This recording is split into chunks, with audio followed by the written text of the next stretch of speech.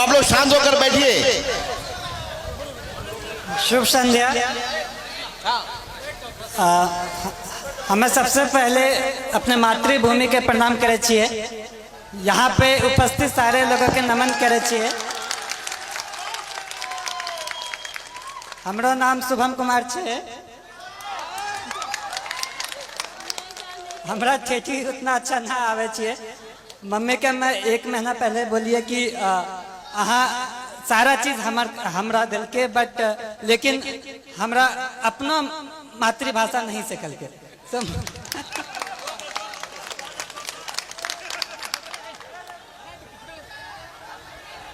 आप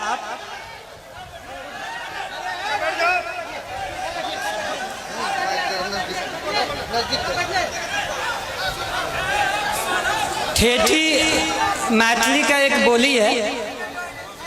आप अपने बच्चों को सारा लैंग्वेज सिखाइए। आप ठेठी भी सिखाइए, हिंदी भी सिखाइए और इंग्लिश भी सिखाइए। आप लोगों को लगता होगा कि मैं ऐसे ही बोल रहा हूँ, लेकिन मैंने जब अपनी ट्रेनिंग एकेडमी में सबसे पहले गया तो वहाँ पे सारे यूपीएससी क्रैक किए हुए बंदे थे। सारे वहाँ पे जो भी थे सब रैंकर थे, टॉपर्स थे।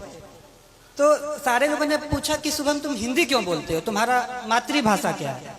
तो हम बोले कि मातृभाषा ठेठी है, वो कभी सीखे ही नहीं। सो वहाँ पे सारे लोग बोले कि उनकी तो हिंदी तो दूसरी भाषा है। सारे लोगों का कुछ ना कुछ उनका खुद का भाषा होता है और वो उस पर गर्व करते हैं। तो मेरा ये कहना है कि आप अपने कल्चर को, अपने संस्कृति पे गर्व होना चाहिए।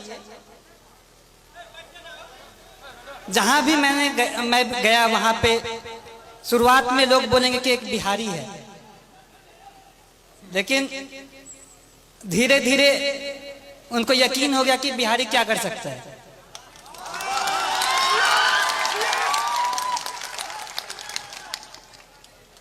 वो बोला कि बिहारी ऐसे बोलता है। बोले गुजराती भी तो अपना अलग भाषा बोलता है। कभी साउथ वाले लोगों को देखा कैसे हिंदी बोलते हैं। मेरा ये कहना है कि अपने पे आपको कॉन्फिडेंस होना चाहिए, आत्मविश्वास होना चाहिए, अपने पे गर्व होना चाहिए। जब आप अपने को जान पाएंगे तो ही आप अच्छे से अपने लाइफ में कुछ कर सकते हैं, क्योंकि फिर आप अपना 100% देंगे। मैं जो भी हूँ वो मैं अपने परिवार वालों की वजह से हूँ। मेरे परिवार में पापा, मम्मी, चाचा, चाची, दीदी, भाई, बहन, सबका महत्व है। मैं कहीं पे भी गया, हर दिन मम्मी पापा से, हर दिन अपने परिवार वालों से बात किया। तो ये कहने के लिए एक छोटा सा बात है, लेकिन जब आप अपने लोगों के पास रहते हो और उनका फुल सपोर्ट आप पे होता है, तो मुझे ये लगा कि अगर मैं एग्जाम नहीं भी क्वालिफाई कर पाऊं, फिर भी मेरे परिवार मेरा हमेशा साथ देगा। कभी भी ऐसे पापा नहीं बोले कि ये एग्जाम नहीं क्वालिफाई करोगे तो क्या होगा, वैसा कुछ नहीं। तो ये बहुत बड़ा रोल प्ले किया मेरे सक्सेस में। एग्जाम के हर घड़ी में, हर स्टेज पे मैं ये बोला कि पापा इतना मुश्किल है, मुझसे नहीं हो पाएगा।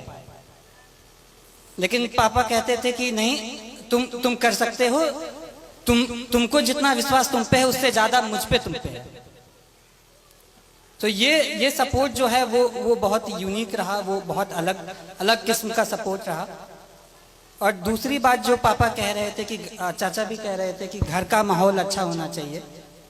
तो अभी तक मैं एक इंसिडेंस मैंने नहीं बताया है कि मुझे असल में मोटिवेशन कहाँ से मिला। एक बार ऐसा हुआ कि पापा को याद भी नहीं होगा, बालदेव दादा मेरे घर पे आते हैं। वो अपनी बेटी की शादी के लिए कुछ 3000 रुपये पापा से उधार पे लिए होंगे, और उनकी बेटी की शादी पापा यहाँ मंदिर में कराए थे। तो पापा ने ये नहीं कहा कि 3000 रुपये मैं दे रहा हूँ, वो कहा कि नहीं, आपको वापस करना है। फिर वो मेहनत किए और फिर वो 3000 वापस जब दे रहे थे तो मैं भी देख रहा था। पापा ने सारा नोट काउंट किया 500 के नोट से, फिर एंड में 3,000 रुपये दादा को दे दिया कि ये आपकी मेहनत की कमाई है, ये अपने साथ रखें।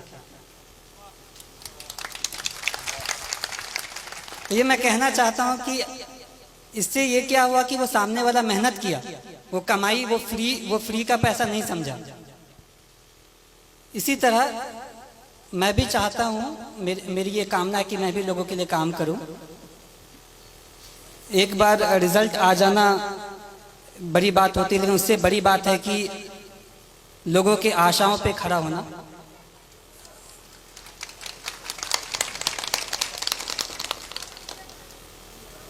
मैं भगवान से प्रार्थना करता हूँ कि मुझे इतनी शक्ति दे कि मैं हर लोगों की आशाओं पे खड़ा उतरूं। इसके अलावा आप जो भी रहें, लेकिन सबसे पहले आप आदमी अच्छा बने। लोगों ने कहा कि तुम्हारा लक बहुत अच्छा है, एग्जाम क्वालिफाई हो जाता है, अच्छे कर लेते हो, लेकिन मैं ये कहना चाहता हूं कि आपका लक तभी साथ देगा जब आप खुद के लिए आप सही हो, आप दूसरों के लिए सही हो। आप दूसरों की मदद करें, आप पे भगवान मदद करेगा।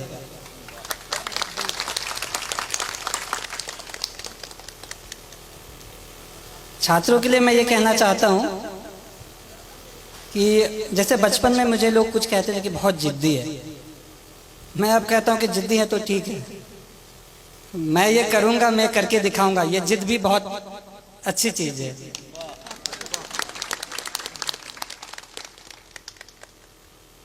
जिंदगी में उतार चढ़ाव हर किसी के जिंदगी में होता है, मेरे भी जिंदगी में रहा।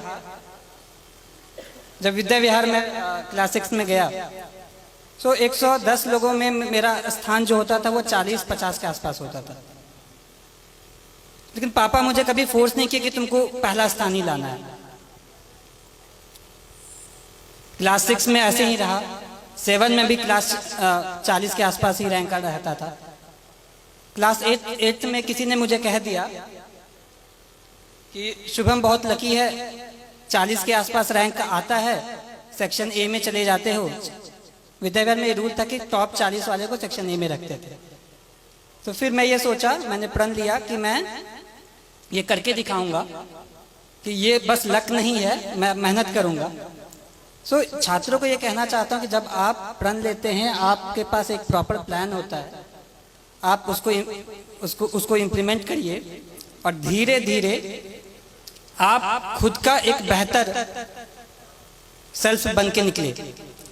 आपको ये हमेशा लगना चाहिए कि आज का जो मैं हूं वो कल का जो मैं बनूंगा वो आज के मैं से बेहतर बनूंगा।